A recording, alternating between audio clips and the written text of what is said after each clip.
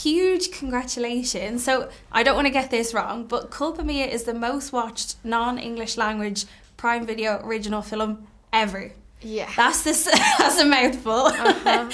How does that feel? Were you expecting that kind of amazing reaction? I think I knew because of like the fandom of the book and the whole like thing that already is. I knew that it was gonna be big, and I knew that it already had fans. That's kind of what comes with doing an adaptation. But I did not expect that title to ever be mentioned with my name next to it or with this project. It was a wonderful surprise. I think what strikes me more every time, like, I don't know, there's like statistics of like which movies are number 1 or 2 or 3. Like, Culpa Mía is still like up there a year after it's been out. So yeah, I'm just very grateful that people like it so much that they keep watching it. Yeah, why do you think people loved it so much that they'll go back and back to these characters? I mean, I think there's this love of just like teen films that we, like, it happens with each generation. Maybe this one in particular, there's this like very strong, badass female lead.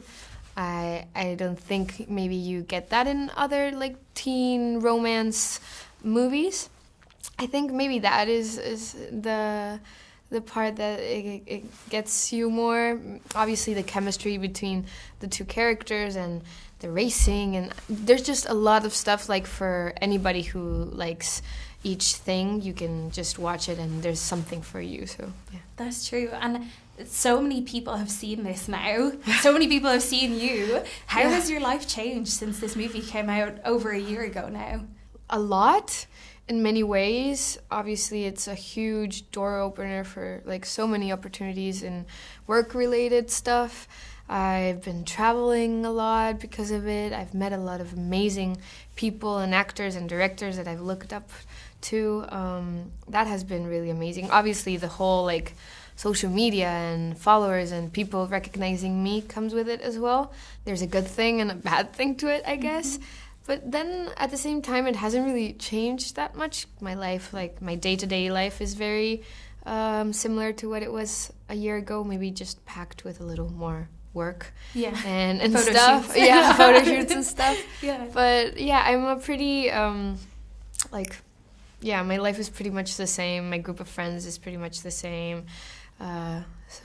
It's important as well to keep the same people. Yeah. And you were mentioning the fan base, and it's like a young adult adaptation. So I'm assuming that's most of the fan base. What is it like kind of having a skewing younger fan base, and kind of maybe the pressures that comes with that to be like a bit of a role model, I guess? Yes, completely. I guess I don't see it when I'm like looking at numbers and stuff, because you don't really know. I feel it a lot when people come up to me and like ask for pictures, or maybe just like tell me that they like the show. Sometimes they're like kids, like under.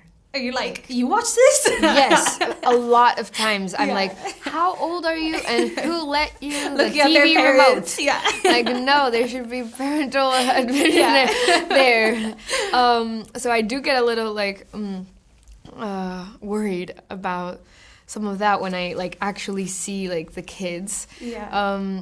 I mean, at the same time, I'm glad that they have this film as a big part of their like journey growing up, just because I feel like there's been a lot of these types of films, and this one does have a little bit more of this like she's in love, and obviously there's like this passion and intense, like all the things that you feel when you're 17. But I do feel like Noah has this like very sense of self, and she does want to like figure out what she wants and what she needs, and maybe that's not the person, and maybe that's okay. So if I have to find something good about it, then that would be it. She's not so bad. Yes. She's cool. She's cool. And obviously we've seen the first look at My Fault London today. Yes. How does it feel handing over that story and that character to a new cast and crew? Well, it's been weird, because it hasn't been that long since we did the first one, and usually these types of things like remakes and stuff do come when like maybe it's like finished and some years have passed. I think it's fun because we get to do it together. I know I did remakes before. I did Scam when I was very little, and that was a remake.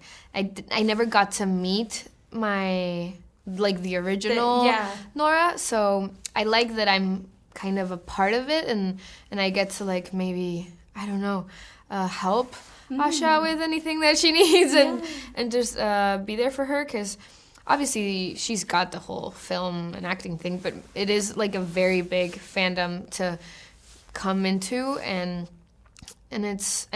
as wonderful as they are, it's still like a lot to process, and it can be very demanding, and sometimes they're very critical. So yeah, but it's fun to like see this universe growing. I kind of feel like it's turning into like, I don't know, superhero movies. Yeah, Marvel. Yeah.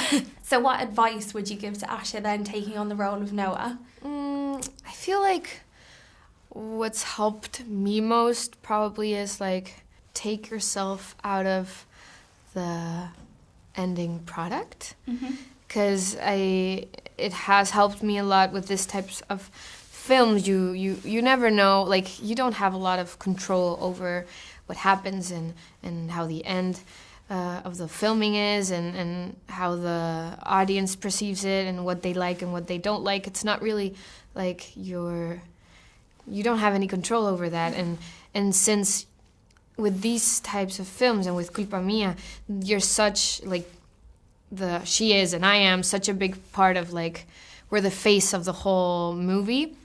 Obviously Nick as well, but it's hard not to put yourself out of that, because obviously when people are like commenting and giving their like opinions on the movie, you're the like whole center of the opinion because you're the face of it. So for me, it's helped me a lot just to take myself out of it and be like, oh, I have no control over it. I hope you guys like it, and then just try to enjoy whatever comes with it. Yeah, I've done my job. Exactly. I've done my job. That's not my business. Exactly. And obviously today was all about celebrating and championing women on and off screen in TV and film. But for you as a young woman, what was that like to lead a set? Like you were 20 when you did it? 2021. That's crazy. It's so cool. What was that like? It was my first time being a lead on a film. I did lead like a season on a TV show, but it's very different, and obviously being like a Prime Video production, everything's so big, and there was a lot of pressure with this film. I don't know. I guess I just love it. I guess I've had this since I was very little. I love leading in general. It's a very Aries thing.